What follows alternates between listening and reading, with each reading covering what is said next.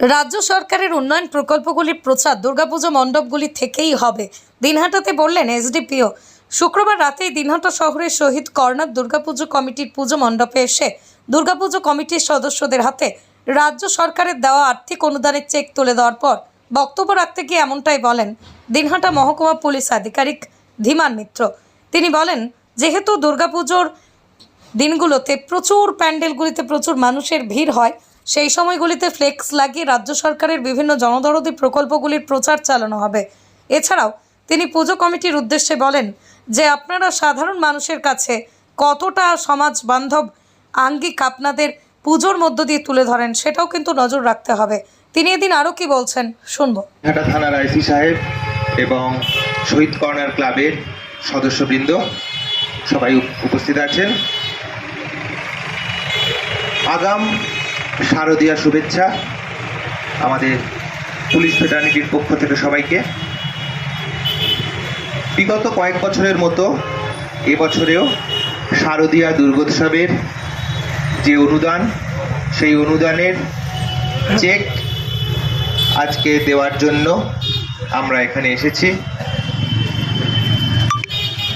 Sir খুব ভালোভাবে বলেছেন যে কি কারণে এই চেকটা দেওয়া হচ্ছে এবং কিভাবে তার ইউটিলিটি উপযোগিতা করতে হবে।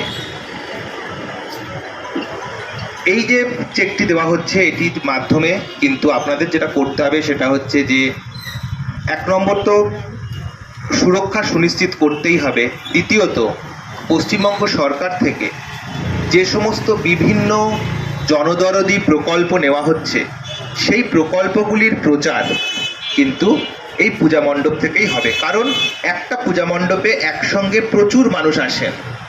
বিভিন্ন যে প্রকল্পগুলি এখন চলছে, সেই প্রকল্পগুলিকে মানুষের কাছে পৌঁছে দেওয়ার জন্য এর থেকে ভালো উপায় আর নেই। তাই অবশ্যই আপনারা প্রকল্পগুলির ফ্লেক্স আপনাদের পূজা মণ্ডপে রাখবেন। আপনারা জানেন যে পূজার এক গোবরা ছাড়া বাসন্তী টয়েজ অ্যান্ড গিফট এবার পুজোয় নিয়ে এসেছে খুচরো ব্যবসায়ীদের জন্য বিশেষ সুযোগ। এখানে সুলভ মূল্যে বাচ্চাদের খেলনা এবং বিভিন্ন অনুষ্ঠানের আকর্ষণীয় উপহার সামগ্রী সুলভ মূল্যেই পাইকারি বিক্রয় করা হয়। পাইকারি খেলনা সামগ্রী সুলভ মূল্যে পেতে চলে আসুন গোবরা ছাড়ার একমাত্র পাইকারি খেলনা ও গিফট বিক্রেতা বাসন্তী টয়েজ অ্যান্ড গিফটসে। তাই আজই যোগাযোগ করুন 9907026361 অথবা 7029851787 এই নম্বরে। প্রত্যেকটি পূজাকে নিয়ে একটা কম্পিটিশন হয় এবং সেখানে প্রথম, দ্বিতীয়, তৃতীয় নির্বাচন হয়। এই নির্বাচনেরও অন্যতম একটি নিরিখ কিন্তু আপনারা কতটা সমাজ বান্ধব আঙ্গিক আপনাদের পুজোর মধ্যে দিয়ে তুলে ধরেছেন। তাই আমি আশা রাখব যে পারপাসে, যে জন্য এই অনুদান পশ্চিমবঙ্গ সরকারের পক্ষ থেকে আপনাদের দেওয়া হচ্ছে, তার সঠিক ব্যবহার আপনারা করবেন। পাশাপাশি সুরক্ষা সংক্রান্ত কয়েকটা ব্যাপার অবশ্যই মাথায় রাখতে হবে। কারণ এই আনন্দঘন পরিবেশে কোনো রকম নিরানন্দের ছোঁয়া কেউই চাইব না আমরা।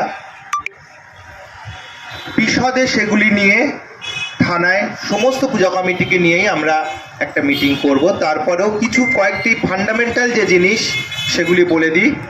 এন্ট্রি এবং এক্সিট আলাদা রাখবেন, এবং শুধু আলাদাই নয়, এন্ট্রির থেকে এক্সিট যেন বড় হয়, অর্থাৎ যেখান দিয়ে মানুষ ঢুকবে তার থেকে যেখান দিয়ে মানুষ বেরোবে তার আয়তন যেন বড় হয়, এবং একাধিক এক্সিট গেট রাখতে হবে।